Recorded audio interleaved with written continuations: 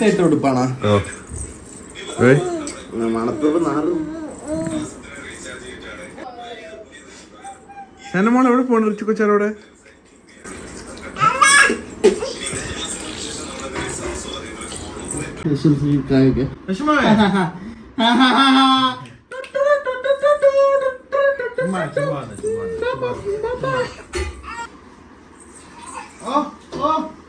പ്രിയപ്പെട്ട നമുക്ക് പോവാം. ഇവിടെ ഭയങ്കരമായിട്ട് പ്രൊജക്ടറായിട്ട് നമുക്ക് പോവാം.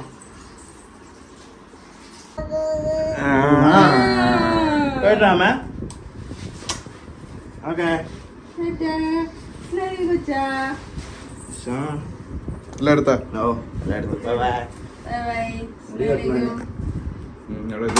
Message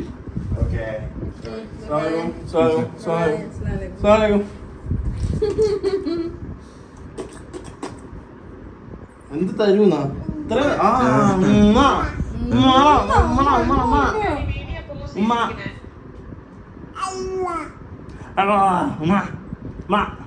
okay bye bye bye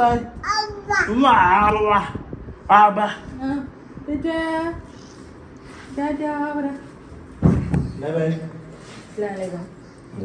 ചോദിക്കൊണ്ടൊക്കെ പോണേ.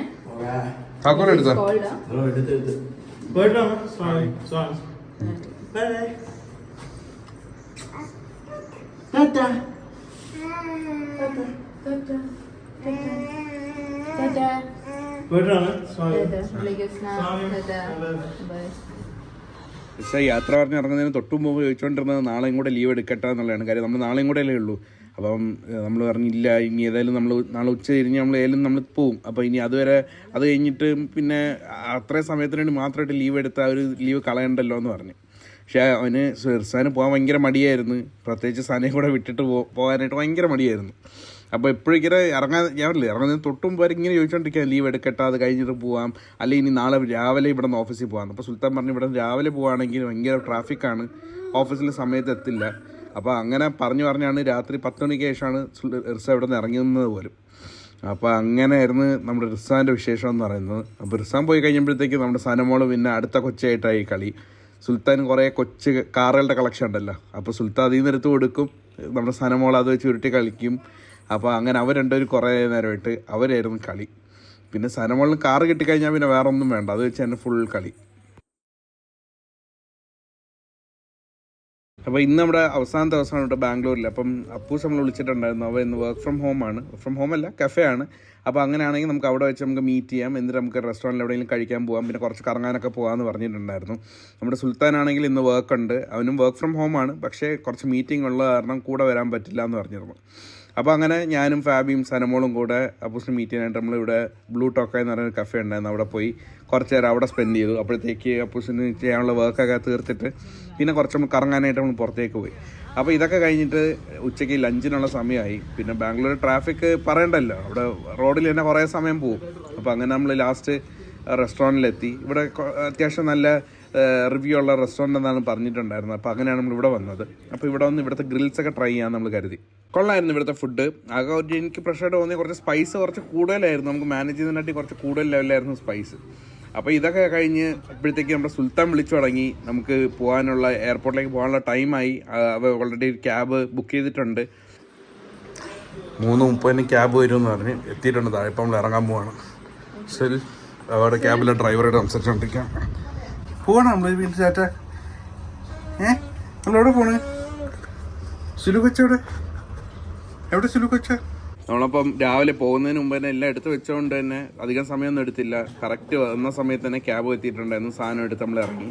അപ്പം ഇത്രയൊക്കെ തന്നെയുള്ളൂ നമ്മുടെ ബാംഗ്ലൂർ വിശേഷങ്ങളെന്ന് പറഞ്ഞാൽ. നിങ്ങൾ കണ്ടല്ലോ, നമ്മൾ കൂടുതലും ഇവിടെ നമ്മൾ തമ്മിൽ ടൈം സ്പെൻഡ് ചെയ്യാനാണ് നമ്മൾ കൂടുതൽ ശ്രമിച്ചതും.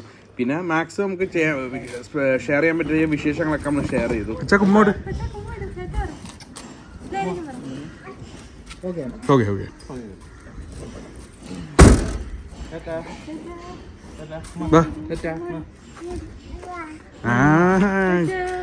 ഈ ഒച്ചക്കുമോട്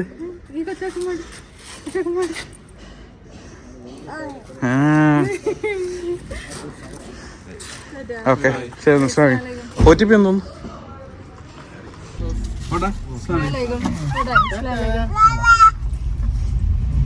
നമ്മുടെ ഫ്ലൈറ്റ് രാത്രി 9 മണിക്കാണെങ്കിലും ഇവിടെ നിന്ന് 3:30 മണിക്ക് തിരിക്കണമെന്ന് പറഞ്ഞു. കാര്യം ഇവിടുത്തെ ട്രാഫിക് അമ്മാതിരിയാണ്. നമുക്ക് ഏകദേശം 2 മണിക്കൂറോളം യാത്രയുണ്ട് എയർപോർട്ട് എത്താനായിട്ട്. പിന്നെ അവിടെ എയർപോർട്ടിൽ ബാക്കി പ്രൊസീജിയറും കാര്യങ്ങളും എങ്ങനെയാണെന്ന് നമുക്ക് അറിഞ്ഞൂടല്ലോ അവിടുത്തെ തിരക്ക് കാരണം. അപ്പോൾ നമ്മളിവിടെ എത്തിയപ്പോൾ തന്നെ ആദ്യം തന്നെ ഡിജി യാത്ര അക്കൗണ്ട് രജിസ്റ്റർ ചെയ്യാൻ അവർ പറഞ്ഞു. അത് രജിസ്റ്റർ ചെയ്യിപ്പിച്ചിട്ടാണ് അകത്ത് കയറ്റിയത്. അകത്ത് കയറി കുറച്ച് സമയം നമുക്ക് എക്സ്ട്രാ ഉള്ളതുകൊണ്ട് നമ്മൾ നേരെ ലോഞ്ചിൽ വന്ന് കുറച്ച് റെസ്റ്റ് ചെയ്തു. കാര്യം നമുക്ക് ഏതായാലും രാത്രിയല്ലേ നമുക്ക് ഫ്ലൈറ്റ് ഉള്ളൂ. അപ്പോൾ നമുക്ക് ശരിക്കും പറഞ്ഞാൽ ആ ഉച്ചയ്ക്ക് നമ്മൾ രാവിലെ ആ ഒരു കറങ്ങാൻ ഇറങ്ങിയ ഇത് തൊട്ട് ഭയങ്കര ഹറിബറിയായിരുന്നു. അപ്പോൾ ഇവിടെ എത്തിയിട്ടാണ് ശരിക്കും പറഞ്ഞാൽ ഒന്ന് റിലാക്സ് ചെയ്തത്.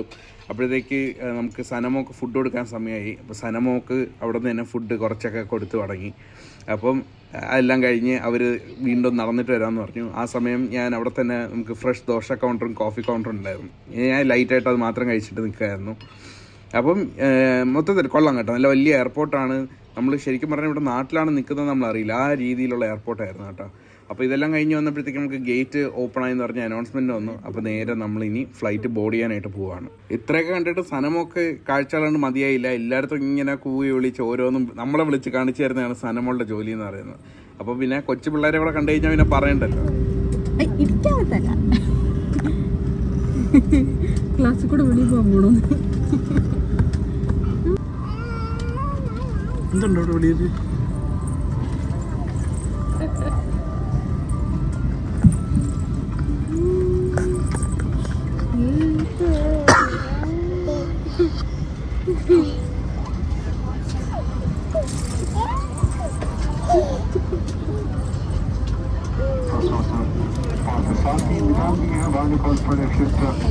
Sana, delegated with Neha, Diksha, Sonika, and I'm sure very confident. ഇത്രയും ലേറ്റ് ആയപ്പോഴത്തേക്ക് കറക്റ്റ് സമയത്ത് തന്നെ ഫ്ലൈറ്റ് ടേക്ക് ഓഫ് ചെയ്ത് ഞാൻ കരുതി സനമോള് ഉറങ്ങുമായിരിക്കുന്നു. പക്ഷെ എവിടെ നിന്നും നമ്മൾ ഒരേ കളിയും ബഹളമായിരുന്നു. തൊട്ട് ബാക്കിലത്തെ സീറ്റിലൊരു കൊച്ചുകുട്ടി ഉണ്ടായിരുന്നു. ആ കുട്ടിയായിട്ട് കളിയായിരുന്നു. അവർ രണ്ടുപേരും ഒളിച്ച് കളിയും കാര്യങ്ങളൊക്കെ ആയിരുന്നു. ആ ഒരു കളിച്ചൊക്കെ കഴിഞ്ഞ് വന്നപ്പോഴത്തേക്ക് നമുക്ക് ഫ്ലൈറ്റ് ലാൻഡ് ചെയ്തിട്ടുണ്ടായിരുന്നു ട്രിവാൻഡ്രത്ത്. പിന്നെ നമ്മൾ ഫ്ലൈറ്റിൽ നിന്ന് ഇറങ്ങുന്നതായി ബാക്കി തിരക്കും കാര്യങ്ങളും. അപ്പോഴും നമ്മൾ സനമോള് കണ്ടില്ല, നല്ല ആക്റ്റീവായിട്ട് എല്ലായിടത്തും ബായും ടാറ്റയൊക്കെ പറഞ്ഞിരിക്കുകയാണ്. അങ്ങനെ ഒരു അടിപൊളി ട്രിപ്പായിരുന്നു. അപ്പം നമ്മൾ ശരിക്കും പറഞ്ഞാൽ എൻജോയ് ചെയ്ത ഒരു സൂപ്പർ ട്രിപ്പായിരുന്നു ഇത്. ആദ്യമായിട്ട് ബാംഗ്ലൂരിൽ പോയി, ആദ്യമായിട്ട് മെട്രോയിൽ കയറി.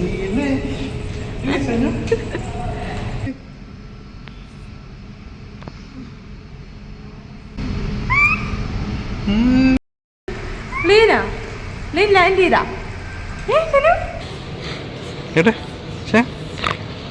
അപ്പോൾ ഇവിടെയും നമുക്ക് നേരത്തെ പോലെ തന്നെ ലഗേജ് വരാനാണ് കുറച്ച് സമയം എടുത്തത്. ആ ലഗേജ് എടുത്ത ഉടനെ തന്നെ നമ്മൾ പുറത്തേക്ക് ഇറങ്ങി. അപ്പോൾ അപ്പമ്മയെ വിളിച്ചിട്ടുണ്ടായിരുന്നു, അവർ എത്താറായിട്ടുണ്ടെന്ന് പറഞ്ഞു.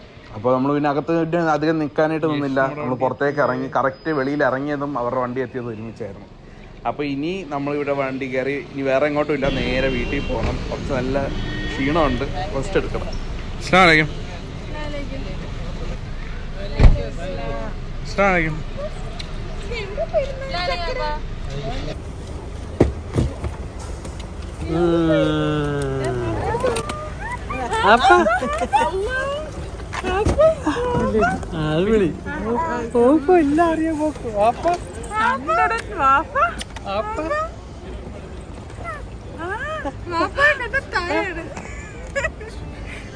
അങ്ങനെ ശരിക്കും പറഞ്ഞാൽ കുറച്ച് ദിവസത്തിന് ശേഷം സനമോളെ കണ്ടപ്പോൾ തന്നെ ഭയങ്കര സന്തോഷം കേട്ടോ. സനമോൾക്കും അങ്ങനെ തന്നെയായിരുന്നു. ഇറങ്ങിയോടെ തന്നെ വാപ്പാന്ന് പറഞ്ഞ് നിൽക്കുകയാണ് കേട്ടോ. അപ്പം അങ്ങനെ ഞാൻ എൻ്റെ മടിയിലിരുത്തുമ്പോഴേക്കും അവൾക്ക് വാപ്പാടെ അടുത്ത് പോയാൽ മതി എന്ന് പറഞ്ഞിട്ട് ഇങ്ങനെ വണ്ടിയിലിരുന്ന് തന്നെ ഇങ്ങനെ ബഹളം വെക്കുകയാണ് കേട്ടോ. അങ്ങനെ ഇപ്പം നിസാറയ്ക്ക് അവളുടെ ഒരു സമാധാനത്തിന് വേണ്ടി മടിയിൽ പിടിച്ചിരുത്തിയിരിക്കുകയാണ്. നിസാറയ്ക്കൊക്കെ ഉണ്ട് ഭയങ്കര സന്തോഷം. കാരണം ഞാൻ പറഞ്ഞില്ലേ, നമ്മളങ്ങനെ സനമോളെ ഇങ്ങനെ ഹജ്ജിന് പോയ സമയത്ത് അല്ലാതെ ഒന്നും പിരിഞ്ഞിരുന്നിട്ടൊന്നും ഇല്ലല്ലോ. അപ്പം അങ്ങനെ ഇപ്പം ദാ നമ്മൾ വീട്ടിലെത്തി. ശരിക്ക് അവരും ടയേർഡായിട്ടാണ് വന്നിരിക്കുന്നത് കേട്ടോ. യാത്രയൊക്കെ കഴിഞ്ഞ് വന്നതല്ലേ, അപ്പോൾ കുഞ്ഞിന് അതിൻ്റെതായ വിഷമങ്ങളും കാര്യങ്ങളും ഒക്കെ ഉണ്ടാവും. അങ്ങനെ ഇപ്പം ദാ ലഗേജൊക്കെ എടുത്ത് വെളിയിലേക്ക് വെക്കുകയാണ്. ഇപ്പം രാത്രി ആയതുകൊണ്ട് തന്നെ പിന്നെ ഇനിയിപ്പോൾ അവർക്ക് സമാധാനമായിട്ട് റെസ്റ്റ് എടുക്കാമല്ലോ. അപ്പൊ സനമോള് ഇതാ വന്നപടി തന്നെ ഇങ്ങനെ ഓടി നടക്കുന്നുണ്ട്. അവൾക്ക് ഭയങ്കര ഇങ്ങനെ അതിശയമായി കേട്ടോ ഇവിടെ വന്ന് ഇറങ്ങിയപ്പോഴേക്ക്. അപ്പം സലു പറഞ്ഞു പെട്ടി തുറക്കാൻ പോണെന്ന്. അപ്പൊ ഞാൻ പറഞ്ഞു ഇപ്പൊ തുറക്കണ്ട, രാവിലെ തുറക്കാന്ന് പറയുമ്പോൾ പറഞ്ഞു ഒന്നുമില്ല, ഉമ്മാക്കൊരു ഗിഫ്റ്റ് മാത്രം വാങ്ങിയിട്ടുള്ളൂ. 3.5 ഒറ്റ സാധനം മാത്രം. Happy birthday to you. Thank you. ഇത് മാത്രമേ ഉള്ളൂ, വേറെ ഒന്നും വാങ്ങിച്ചിട്ടില്ല.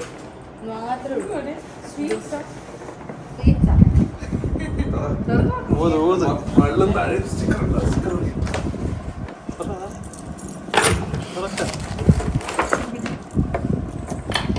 അതിന് താക്കോലൊക്കെ എടുത്തു തുടങ്ങി. താക്കോലും കാര്യങ്ങളൊക്കെ ഓക്കെ.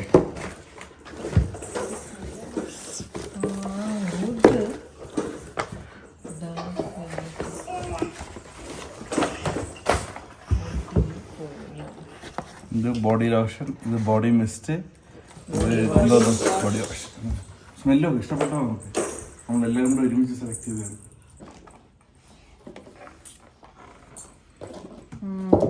അടപ്പാട് ഓ ഏന്റെ അടപ്പ് ഇത് പകുതി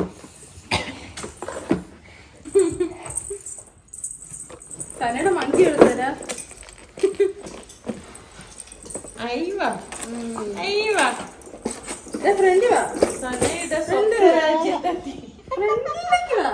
ഇത്ര സ്പീഡ് എവിടെ കിട്ടും മോളെ? ഒരു ബാംഗ്ലൂരിലും കിട്ടൂല ഇത്.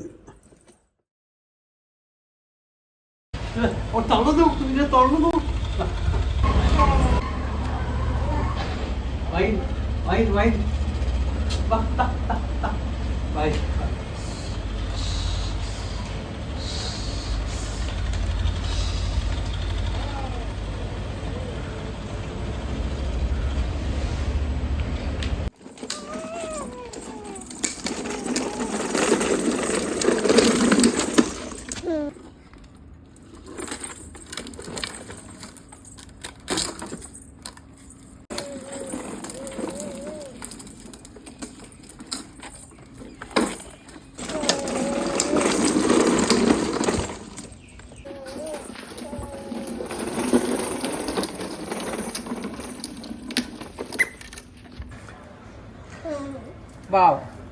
നമ്മളുടെ ഇവിടെ ഇതിനെ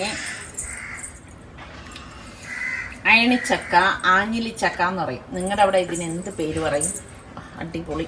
സറിക്ക കൊതിമൂത്തി ഇങ്ങനെ നിൽക്കുവാണ്. സന ബേബിക്ക് വേണം നോക്കാൻ.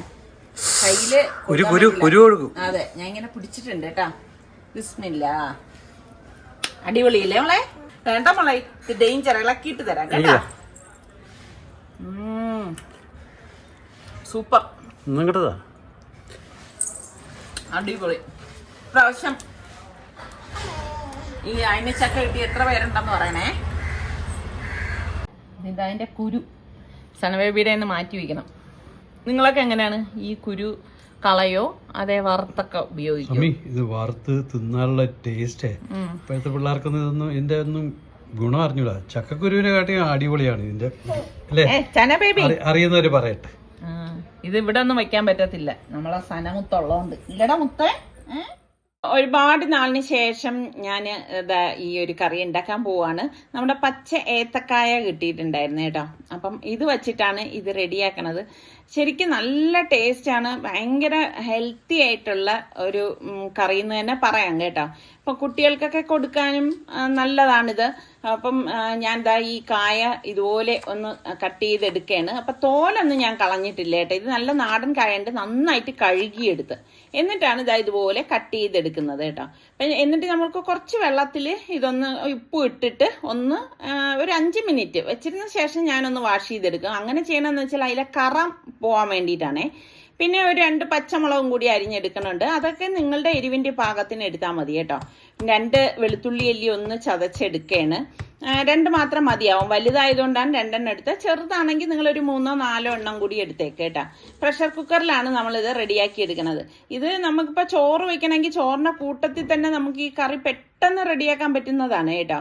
എൻ്റെ കുക്കറിലേക്ക് തന്നെ നമുക്ക് ഈ പച്ചമുളകും വെളുത്തുള്ളി അല്ലിയും കൂടി ഇട്ട് കൊടുക്കാം. പിന്നെ 1 ടീസ്പൂൺ മഞ്ഞൾപ്പൊടിയും പാകത്തിനുള്ള ഉപ്പും കൂടി ഇട്ട ശേഷം നമുക്കിതിലേക്ക് ആ കായ നികക്കെയുള്ള വെള്ളമാണ് ഒഴിച്ചു കൊടുക്കുന്നത്. ഒരുപാട് വെള്ളം ഒഴിച്ച് നമ്മൾ എടുക്കരുതേ. അങ്ങനെയെങ്കിൽ പിന്നെ ഇത് കറിയാക്കുമ്പോഴേക്ക് പിന്നെ വെള്ളത്തിന്റെ അംശം കൂടിപ്പോവും.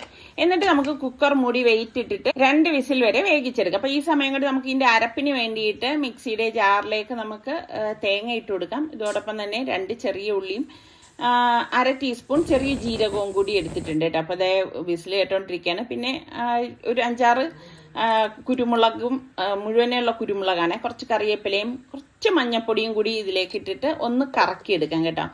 ഇത് വെള്ളം ഒഴിച്ചല്ല നമ്മളിത് അരച്ചെടുക്കണത്. ഇതൊന്ന് ക്രഷ് ചെയ്തെടുക്കുക മാത്രം ചെയ്താൽ മതി. ഇപ്പം സ്റ്റീം പോയ ശേഷം ഞാൻ ഇതാ കുക്കർ ഓപ്പൺ ചെയ്തു.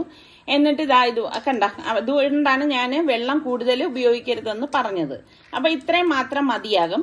ഇനിയിപ്പം നമ്മൾ ഈ അരച്ചിരിക്കുന്ന അരപ്പ് ദേ ഇതിലേക്ക് ഇട്ട് കൊടുക്കാം. ഇട്ട് കൊടുത്ത ശേഷം നമുക്കിനി ഇത് എല്ലാം ചേർത്തിട്ട് ഒന്ന് ഇളക്കി കൊടുക്കണം കേട്ടോ.